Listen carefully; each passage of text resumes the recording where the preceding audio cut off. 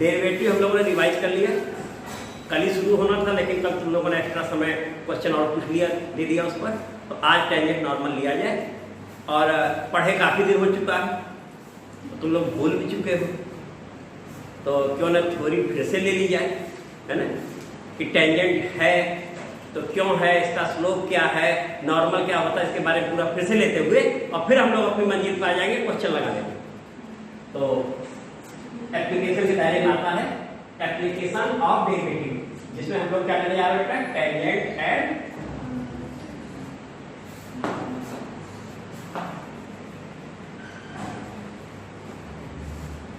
And normal. Tangent सबसे तो परिचित हो गए, तुम लोग ज्योमेट्री पढ़े हो हाई स्कूल में, ज्योमेट्री में टेंजेंट रहता था, सर्किल पे भी कुछ रहती थी कंस्ट्रक्शन, तो वहाँ टेंजेंट अगर बनाना आता था, टेंजेंट से परिचित हो। तो जब टेंजेंट होता कितने पॉइंट पे है, एक पॉइंट पे होता है, और टेंजेंट होता किसका है, नहीं, कर्व का, एनी कर्व, कोई भी कर्व है, सर्किट तुमने पढ़ा है, पैराबोला वो बोल रहे हो, ये किसी भी कर्व का जब वो लाइन टच कर जाएगी तो वो टेंजेंट होता है। अब प्रश्न उठा टच करती है कितने पॉइंट पर, तुमने एक कहा, तो अभी उस पर अध्ययन किया जाएगा, एक है कि कुछ और है। और टेंजेंट नॉर्मल होता किसका है, कर्व का है। कैलकुलस जो हम पढ़ रहे हैं, डेरिवेटिव किसका होता है, डेरिवेटिव किसका होता है, फंक्शन का होता है। तो अब जब एप्लीकेशन के दायरे में आए, वही फंक्शन है, फंक्शन का नाम बदल गया, अब उसे हम कहेंगे equation of curve, that means here function is equation of curve.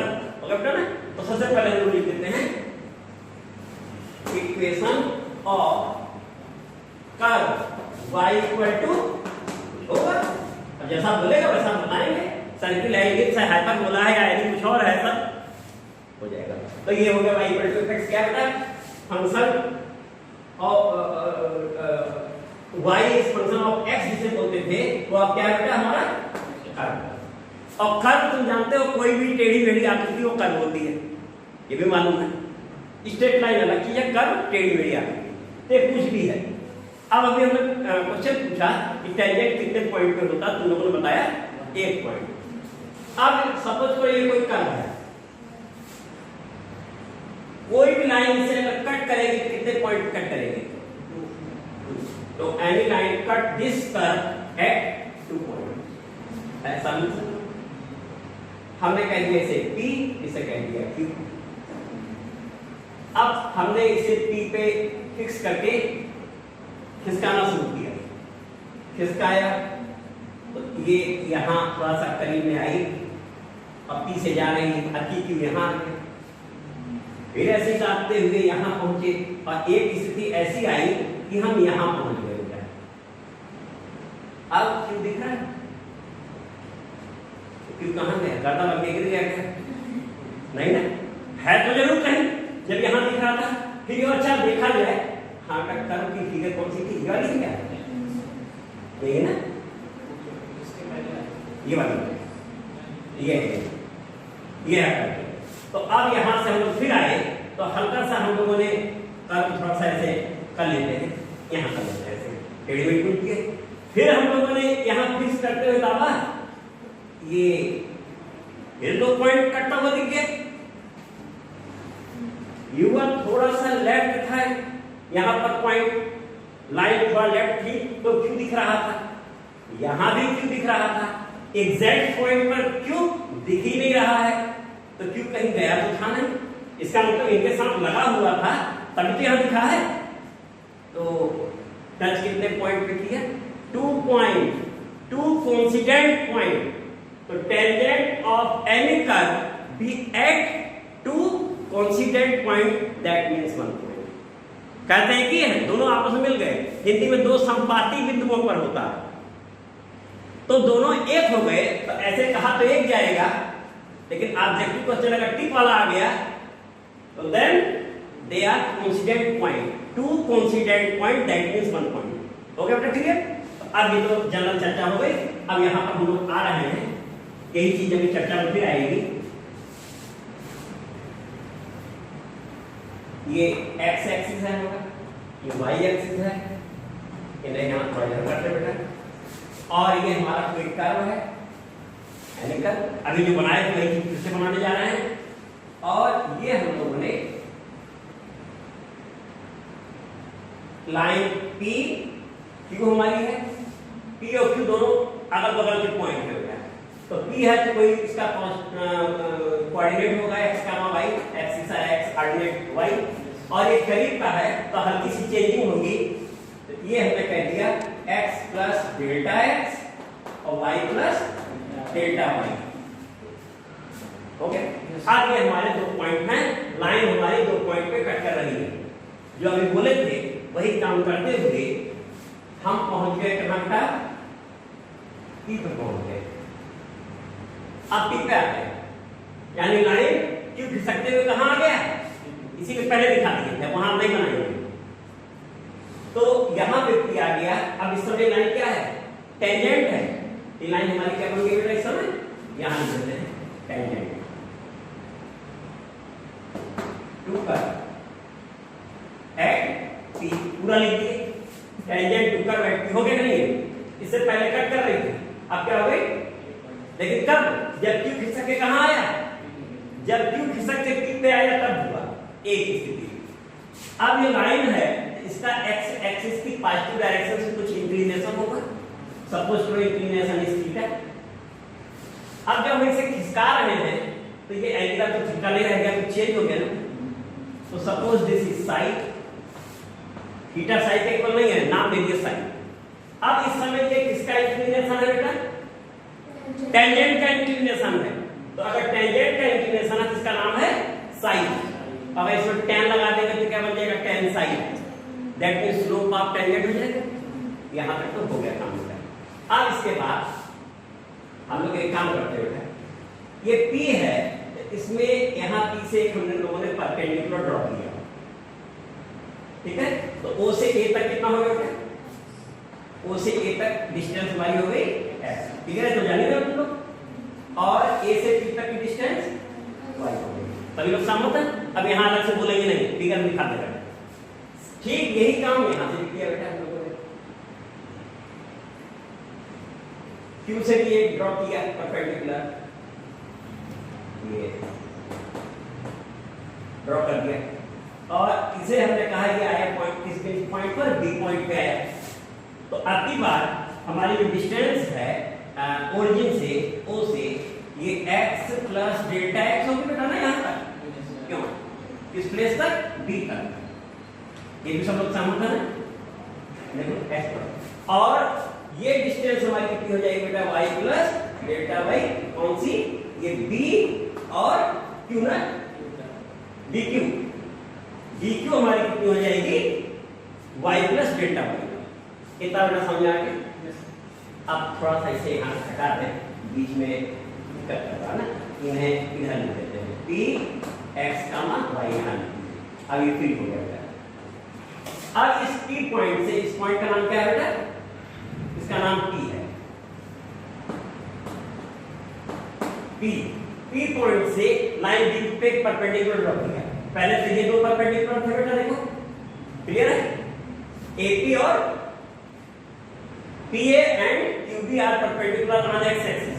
Okay, अब अगला P से हमने DQ पे ड्रॉ किया बेटा परपेंडिकुलर, और इसका नाम रख दिया C, PC।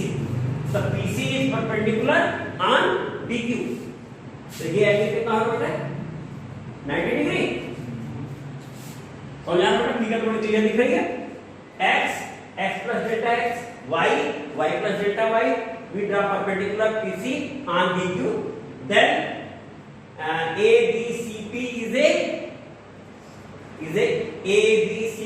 a rectangle. Then these sides are equal to each other.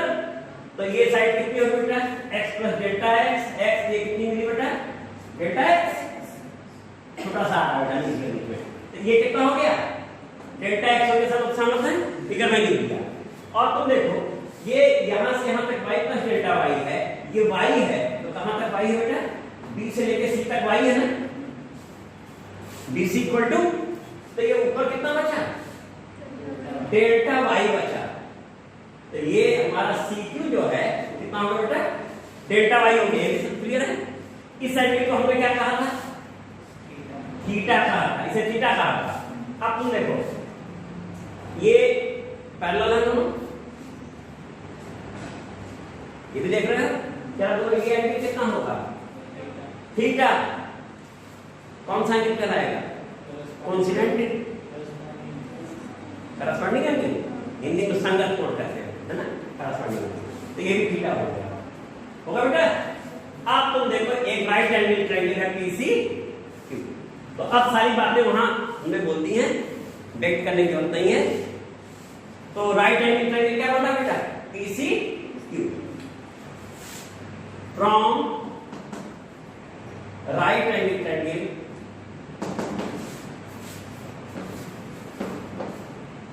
नाम बोलो बेटा कितना है, PCQ, PCQ।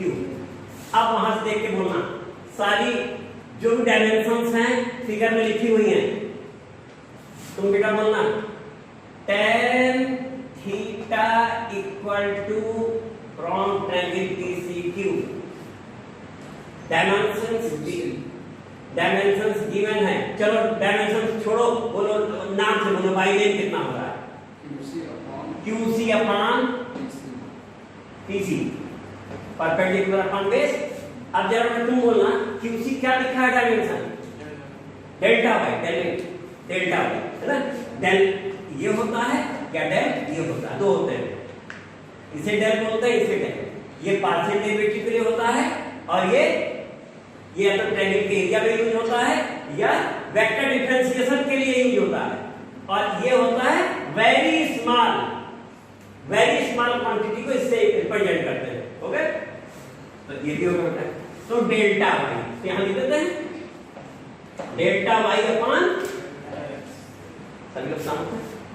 और अभी हमने कहा था कि line PQ will be tangent of this curve at point P if Q tending to P, if Q tending to एक कहा था ना। तो line PQ may be tangent to the curve, curve 1 है, कर्व 1 एट कहां पे, point, और किस पॉइंट पे, इफ कंडीशन, इफ पहला तो है Q कहां पहुंच जाए किस पे बेटा, यानी Q टेंड करते हुए कहां आ जाए, P पे, एक स्थिति। दूसरी स्थिति अभी हमने कहा था थीटा टेंड करके क्या बन जाए, खिसकते थीटा साई बन जाए तो भी टेंजेंट हो जाएगा। अगर हम इस एंगल को थीटा को या साई बना दें तो ये लाइन टेंजेंट बन जाएगी, या Q को लाके यहां रख दें तो भी। और एक और स्थिति है, फिगर देखो, delta x tends to 0, delta y tends to 0। अगर इस कोऑर्डिनेट में डेल्टा x डेल्टा y 0 हो जाए तो ये x, y नहीं बन जाएगा। तो इसका मतलब लाइन PQ जो हमारी है वो टेंजेंट इतनी स्थितियों में होगी, ठीक है बेटा। तो लाइन PQ में भी 10 फ्रॉम, यहां नंबर क्या नंबर है इसका, अब 10 फ्रॉम 2 लिमिटिंग केस लेने जा रहे हैं, इनहेरिटेंट कराने जा रहे हैं, 10 फ्रॉम 2। तो हम यहां जगह बना बेटा लिख रहे हैं, तुम लोग लिखिए 10 फ्रॉम 2। फ्रॉम 2 क्या पड़ता है, tan थीटा था, और ये क्या था, डेल्टा वाई अपॉन। अब लिमिटिंग केस टेंजेंट होने के लिए लिमिट, जब लिमिटिंग केस होता है उसी समय ये लिमिट जो लिखी जाती है किस समय, लिमिटिंग केस के लिए लिखी, जब टेंडिंग शब्द होता है इसका मतलब लिमिटिंग केस। तो जानते ना, तो theta tending to psi, theta क्या हो जाएगा, और जिस समय थीटा साई हो रहा है उस समय बेटा यहां क्या हो रहा था, डेल्टा x भी 0 को टेंड कर रहा था और डेल्टा y भी, सही है। और अभी बोले कि थे डेरिवेटिव दोहराते समय भी सबसे पहले हम यही लिखते थे, इसे क्या लिखे थे बेटा, डेरिवेटिव दोहराना शुरू किए हैं तो सबसे पहले हम यही शुरू किए थे, dy by dx नहीं लिखे थे ना, यही तो dy by dx। अरे हमें कहते इसकी जरूरत नहीं होती है, लेकिन होती क्यों नहीं है तो टेंडिंग जीरो जो है उसी को टेंड जीरो करेंगे, बाकी नहीं यूज करेंगे। तो होता क्या, जो चीज यूज नहीं हो रही है, ओके है ना। तो अब हम लोगों ने ये जैसे लिखा तो तुम देखो ये बन गया, ये बन गया tan साइन, ये क्या बन गया बेटा tan साइन, और ये बन गया dy dx। Sine inclination of tangent from positive direction of x axis, hence tan psi is slope of tangent। मतलब ना, इसका मतलब टेंजेंट का स्लोप क्या है, रिजल्ट मिल गया। नहीं तो dy dx रटवाने को रटवा देते हैं, रट भी लेते हैं आसानी से, खूब आराम से। आसान तो है, dy by dx मतलब स्लोप होता है, कैसे होता है, क्यों होता है, अब तो तुम्हें कभी समस्या नहीं होगी। बाकायदे डेफिनेशन ऑफ डेरिवेटिव से dy by dx बना है, और इस ट्रायंगल से, इस ट्रायंगल को बेटा आगे चल के जब तुम हायर क्लास में जाओगे तो इसे हम साइड ट्रायंगल बोलेंगे। उसे साइड ट्रायंगल जो होता है, जिसे साइड ट्रायंगल कहते हैं, उसमें ये साइन होता है, ये dy होता है, ये dx होता है, इसे ds बोलते हैं। ds length of tangent, small length of tangent, ये वेरी स्मॉल ट्रायंगल है बेटा, तो ये साइड ट्रायंगल बोलता है। आगे जरूरत पे तक ये पहले से परिचय है, तो वहां तुम चाहोगे नहीं देख करके, तुम कहोगे हमें मालूम है, इसकी जरूरत नहीं है, इस ट्रायंगल से हम परिचित हैं इंटर से ही। तो ओके बेटा, ये तो अब तो क्लियर है कि dy by dx means slope. तो लिखो which is slope of tangent for curve, किसके लिए बेटा, for curve। तो टेंजेंट किसका, कर्व का, for curve 1, वो भी कहां बेटा, at t। अब t इस समय कौन सा पॉइंट है, वेरिएबल पॉइंट है, x, y, हो गए। तो और अगर यही पॉइंट हमारा गिवन हो कोई उस समय, तो इसे कर लेते हैं, at point p x1 y1, slope of tangent. इसे बेटा ऐसे लिखते हैं, dy dx यहां लिए और लिखे x1 y1, यानी हम डिफरेंशिएट करेंगे। डिफरेंशिएट करने के बाद जो भी हमारा आंसर आएगा वो पॉइंट वहां रख देंगे, रखते ही न्यूट्रल वे में हमें मिल जाएगा स्लोप। इस समय हमारा स्लोप वेरिएबल फॉर्म है, लेकिन जब कोई फिक्स पॉइंट होगा, भाई टेंजेंट किसी फिक्स पॉइंट पे ही होगा, तो हमें वैल्यू आ जाएगी, ओके बेटा। तो स्लोप हमें मिल गया, और ये क्यों होता है ये भी क्लियर हो गया। अब बारी आई equation of tangent. Main projection तो स्लोप का था, इसमें चर्चा हो जाएगा। तो 11th क्लास में तुम लोगों ने स्ट्रेट लाइन पढ़ा है, हम लोग तो हाई स्कूल पढ़े थे स्ट्रेट लाइन, तुम लोगों को 11th पढ़ाया जाता है, क्योंकि यूज होता है। और पूरा कोर्स तो आजकल खत्म होता नहीं स्कूलों में, तो बच्चे चिल्लाते हैं पढ़े नहीं है, अब छोड़ो पढ़े नहीं, फिर से 11th पढ़ा दो लोगों को। तो क्यों पढ़ाएगा उसका रीजन जान लो, वो यहाँ यूज होना है। हर जगह तुमने अभी और भी चैप्टर पढ़े, तुमने देखा स्ट्रेट लाइन पूरी यूज हो रही थी, तो यहाँ यूज होनी है। स्ट्रेट लाइन में एक था equation of line passing through one point whose slope is m, slope given है चाहे इंक्लिनेशन। बोलो बेटा क्या होता है, इक्वेशन ऑफ, ध्यान सुनना, equation of line passing through point x1 y1 whose slope is m। हाँ क्या इक्वल टू, हाँ बेटा equation of line, equation of line बेटा, हाँ y minus y1 equal to m x minus x1, where m is slope of, तो ये क्या था देखो, equation of line passing through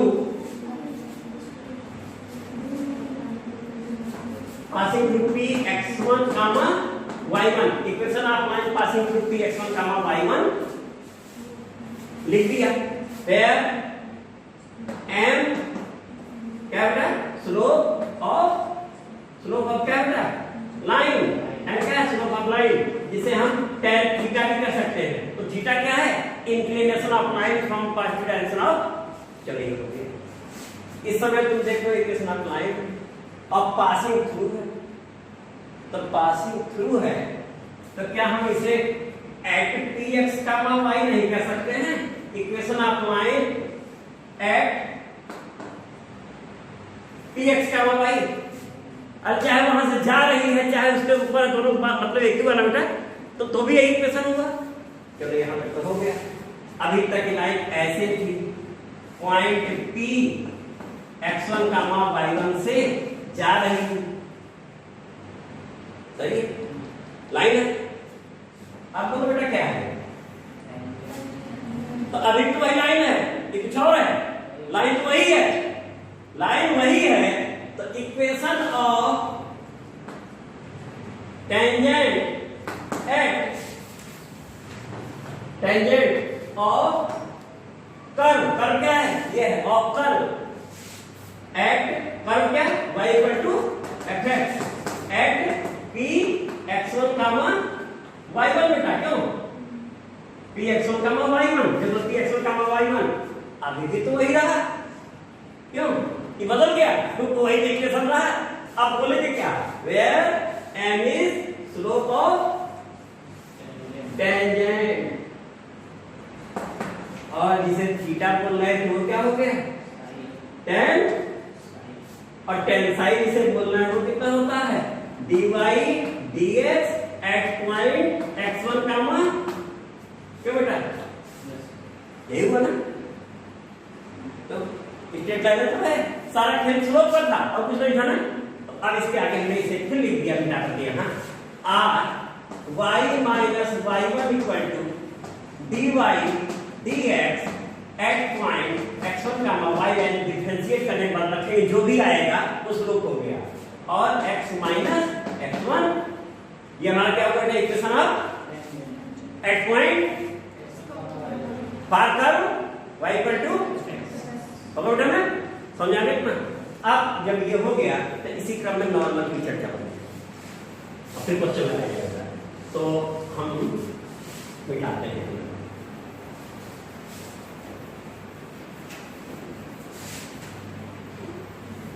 अब ये हमारा कोई कर्व हो जाए, दिस इज कर्व, और भी क्या? y इक्वल टू fx, कोई कर्व, और ये इसका पॉइंट ऑफ कांटेक्ट है, इसे कह देते हैं p x, y point of contact. इसका क्या नाम है?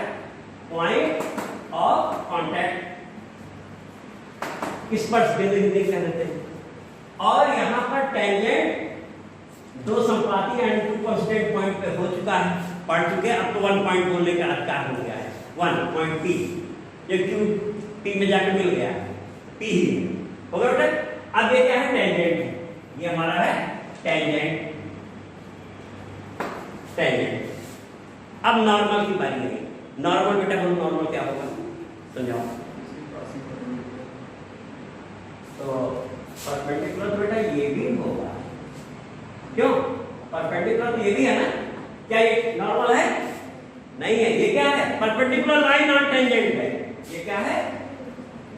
Perpendicular line on tangent, perpendicular ये भी है, तो फिर नॉर्मल क्या होगा बेटा? Passing through point of contact, है ना? तो है तो परपेंडिकुलर ये भी, लेकिन साथ में कंडीशन क्या है? ये जो पॉइंट ऑफ कांटेक्ट हमारा P था, ये वहां से पास कर जाए, यही परपेंडिकुलर अगर पॉइंट ऑफ कांटेक्ट से पास कर जाए तो नॉर्मल। इसीलिए तो उसका नाम एक नया विशेषण लगा दिया है, लंब और अभिलंब। वो लंब है, ये अभिलंब है। अभी एक एडजेक्टिव लगा दिया कि अभी देखते ही तुम जान जाओगे, अच्छा वो वाला है जो यहाँ से जा रहा है। तो perpendicular line on tangent passing through point of contact be known as normal to the curve at point P। बराबर क्लियर? तो अब ये हमारा क्या है? यहाँ लिख देते हैं नॉर्मल। ये नॉर्मल है, ये टेंजेंट है, ये पॉइंट ऑफ कांटेक्ट है, ये कर्व है। ओके बेटा इतना? अब जब इतना हम लोगों ने पढ़ लिया तो टेंजेंट एंड नॉर्मल, बेटा तुम बोलना, tangent and normal both are perpendicular to each other. If two lines are perpendicular to each other, then equal to, बहुत बढ़िया बेटा याद है, अगर दो लाइनें परस्पर लंबवत हैं तो उनकी प्रवणताओं का गुणनफल ऋण 1 होता है। If two lines are perpendicular to each other then product of their slopes is -1। अब यहाँ पे tangent and normal both are lines, दोनों लाइन है। नाम इसलिए है कि एक कर्व को टच कर रही है और एक टच करने वाले के परपेंडिकुलर है, नाम बदल गया है तो लाइन ही। तो two lines tangent and normal are perpendicular to each other, that means slope of tangent into slope of normal equal to, तो यहाँ लिख दिया जाएगा नॉर्मल के बारे में पहले लिख दिया जाए। नॉर्मल टेंजेंट बोल दिए थे, perpendicular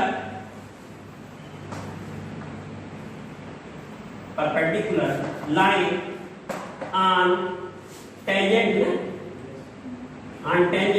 to the curve, perpendicular line on tangent to the curve passing through point of contact, passing through point of contact होता है, point of contact is known as normal of curve और curve. Normal किसका बेटा? Curve का। Normal ऐसे नहीं, ऐसे line हो गई, किसी कर्व के रिस्पेक्ट में नॉर्मल है, किसी कर्व के रिस्पेक्ट में टेंजेंट है, otherwise they are line only, है ना। तो अब यहां से हो गया कर्व। अब परपेंडिकुलर बोल चुके हैं, ये बेटा निकाल फ्रॉम above या 10 we get 10 by property क्या है कि if two lines are perpendicular to each other then their product of their slope is -1। so 10 by property slope of normal into slope of tangent equal to कितना हो जाएगा बेटा? -1 हो जाएगा। तुम ही लोग बताए हो, है ना, ये हो गया। अब स्लोप ऑफ नॉर्मल की बारी आई, that is slope of normal equal to -1 upon slope of tangent. क्यों बेटा? तो जिसका मतलब हमें तो स्लोप टेंजेंट का निकालना ही निकालना है, अगर नॉर्मल भी है। पलट के बाहर माइनस लगा दो बस, जो भी टेंजेंट का स्लोप आया है न्यूमरेटर को डिनोमिनेटर, डिनोमिनेटर को न्यूमरेटर, पलट दिया और आगे माइनस लगा दिया। माइनस प्लस, प्लस है तो आराम से मिल जाएगा।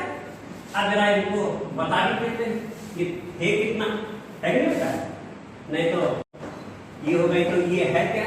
तो हम लोग क्या किए बेटा? dy dx और at point x1 comma point रख देंगे, हो जाएगा। इसका मतलब है कि यहां हमें स्लोप निकालना पड़ेगा, नहीं तो लाइन तो हम लोग पढ़े ही थे। टेंजेंट नॉर्मल के क्वेश्चन में हमें स्लोप निकालने की नौबत आएगी, तब तो इसको कैलकुलस में डाला गया बेटा।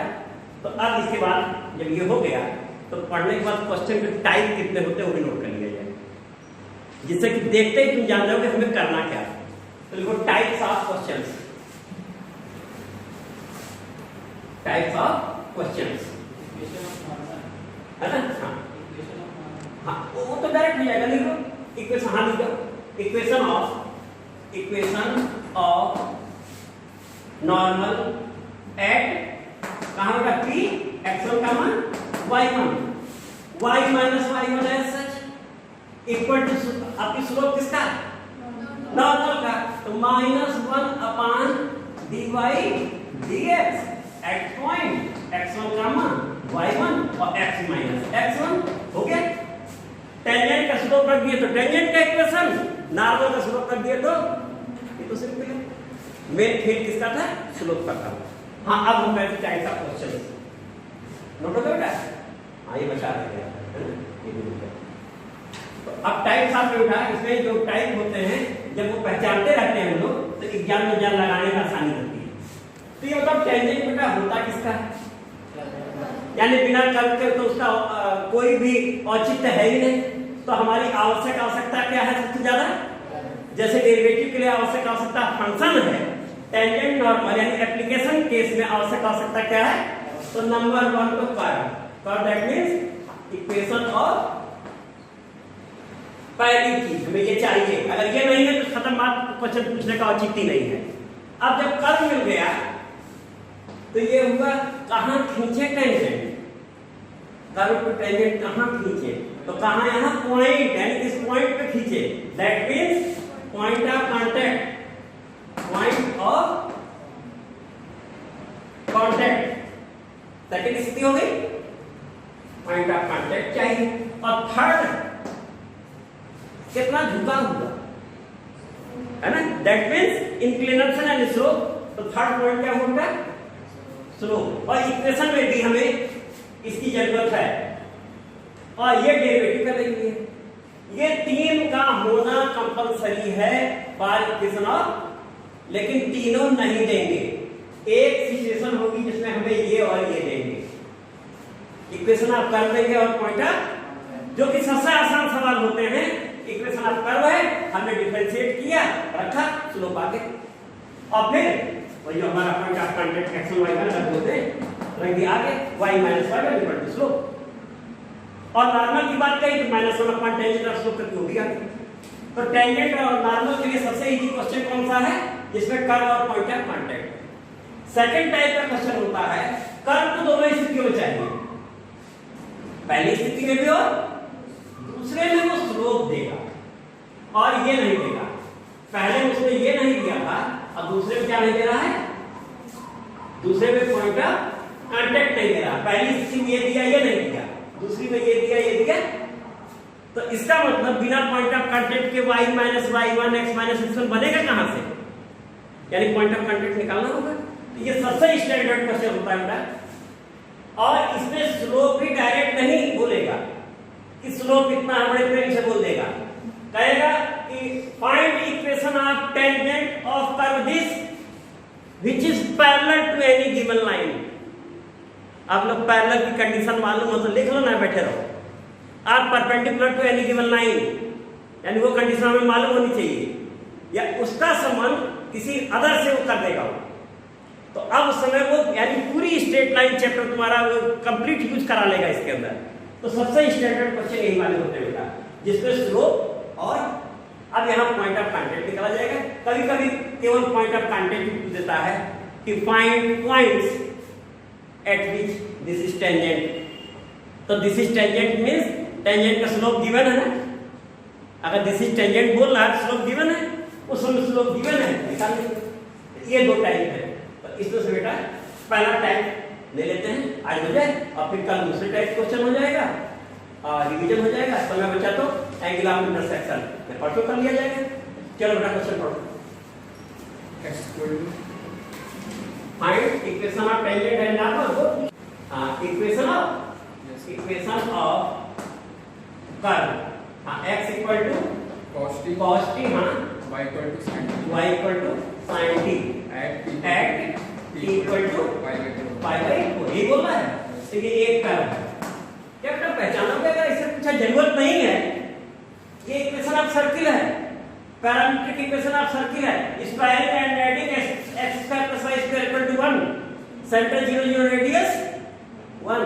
लेकिन जरूरत नहीं है, क्योंकि तुम्हारे पहचानने के लिए पूछ दिए थे। अब यहाँ पे हमारा कर्व पैरामीट्रिक है और स्लोप के लिए dy बाई dx चाहिए। तो हमें कहा था पहला कर्व, दूसरा पॉइंट ऑफ कांटेक्ट। तो पॉइंट ऑफ कांटेक्ट भी दिख नहीं रहा, लेकिन पैरामीट्रिक में हमने लिखवाया फिर में कि पॉइंट ऑफ कांटेक्ट क्या होता है? Any point, parametric point, T point. तो यहाँ वो क्या है? टी पॉइंट है। और टी क्या बोल रहा है? बोल दिया ना point at t equal to pi by 4। तो लिखो यहाँ से ये हटा दिया। Point of contact, point of contact. अब मैं क्वेश्चन बोल दो जिससे माना लोग जान जाए कहाँ का है। क्वेश्चन कितना का? Exercise is going to be question number 14 page number 212। 212। अब सब देख लेंगे कहाँ है। क्वेश्चन 14 पेज 212 का है ये। हाँ, point of contact t equal to pi by 4। अब देखो यानी टी पॉइंट है ना, पॉइंट ऑफ कांटेक्ट क्या है? टी पॉइंट है। और टी पॉइंट मींस दिस का मदिस that is cos pi by 4 comma sin pi by 4 का समझाया लिखवाए थे हम पैरामीट्रिक में, पैरामीट्रिक इक्वेशन लिखवा दिए थे, डेरिवेटिव पैरामीट्रिक इक्वेशन लिख दिए थे। पैरामीट्रिक फंक्शन और इक्वेशन एक ही चीज होती है, जो फंक्शन वही इक्वेशन भी होता है। बस फंक्शन की इक्वेशन में फर्क क्या होता है कि डिपेंडेंट इंडिपेंडेंट का फर्क नहीं होता, दोनों वेरिएबल होते हैं। और फंक्शन में एक डिपेंडेंट होता और एक, बस इतने अंतर दोनों में है कि जब इक्वेशन बोलेंगे तो बोथ आर वेरिएबल, और जब फंक्शन बोलेंगे तो एक डिपेंडेंट होगा और एक तो ये होगा ना। और इसी को r कह के हम लिखते हैं, हम बोल रहे हैं 1/√2। तो हमारा पॉइंट ऑफ कांटेक्ट नंबर 2 हो गया। तो point of contact T point है t = π/4 x, y। अब पार 1 dy dx इक्वल टू बेटा d dt y कितना बेटा sin t, और d dt x कितना है cos t equal to cos t upon minus sin t equal to minus cot t हो रहा है क्या बेटा? Minus cot t। ये हो गया नंबर कितना हो गया? थर्ड। अभी डेरिवेटिव है। नाउ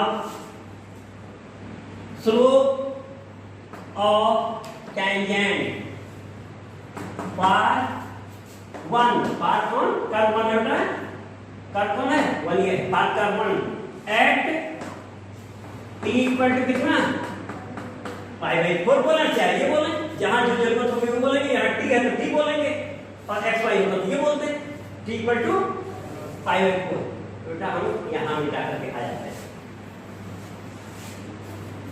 स्लोप को क्या बोलते हैं? टेन साई भी बोलते हैं।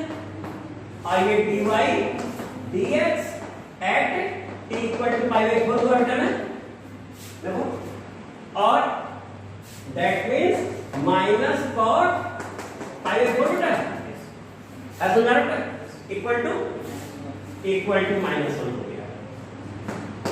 नंबर डालते हैं, नंबर कितना हो गया? क्योंकि नॉर्मल भी उसने पूछा है तो यही स्लोप ऑफ नॉर्मल भी लिख देते हैं। And slope of normal equal to -1 upon -1 -1 upon slope of tangent that means 1। Number 5 हो गए। दोनों का स्लोप मिल गए, पॉइंट ऑफ कांटेक्ट हम लिखे ही हुए हैं। अब इक्वेशन लिखिए क्या केवल, तो लिखो hence equation of tangent, hence equation of tangent at t equal to π/4 that is वो कितना बेटा 1/√2 कामा 1/, यही तो है ना वो t π/4 यही है हमारा ना। कितना हो गया y माइनस 1/√2। स्लोप कितना है टेंजेंट का? -1 और x माइनस 1/√2 फ्रॉम कहां से रखा बेटा? 4 फ्रॉम 4 स्लोप में -1 रखा है। √2 से प्रोडक्ट कर दो, या छोड़ो प्रोडक्ट नहीं करो, ऐसे अच्छा लगा। इन्हें इधर लेते आते हैं। x + y इक्वल टू 1/√2 बन रहा है बेटा, चलो 1/√2 और ये भी 1/√2 plus that means equal to answer बता देखो equation of tangent x + y = √2 है, तो इसे हम लिख देंगे x + y = √2 equation of tangent. अब अगला equation of normal at this. अब क्या हुआ? खाली माइनस, यही तो हुआ। और ऐसा करते ही तुम जरा देखो बेटा, यहां से देखना y इक्वल टू -1/√2 से -1/√2 कैंसिल आउट हो गया। Line passing through origin, line passing through origin is normal. तो ये तुम जानते हो कि सर्किल का जो नॉर्मल होता है वह सेंटर से पास करता है। Normal of circle be passes through centre physics में यूज भी करते होगे, कभी कभी चौंक जाते होगे ये कैसे हो गया, तब याद रखो क्यों कहीं भी होगा, क्योंकि सेंटर से अगर हम पॉइंट ऑफ कांटेक्ट लाइन मिलाते हैं तो टेंजेंट की क्या होती है, वो परपेंडिकुलर होती है। Line joining centre and point of contact is perpendicular to tangent, ठीक पढ़े हो। तो normal of circle passes through origin, कुछ सही आ रहा है और नीचे नॉर्मल। तो बेटा कल इसके आगे कुछ लगाया जाएगा।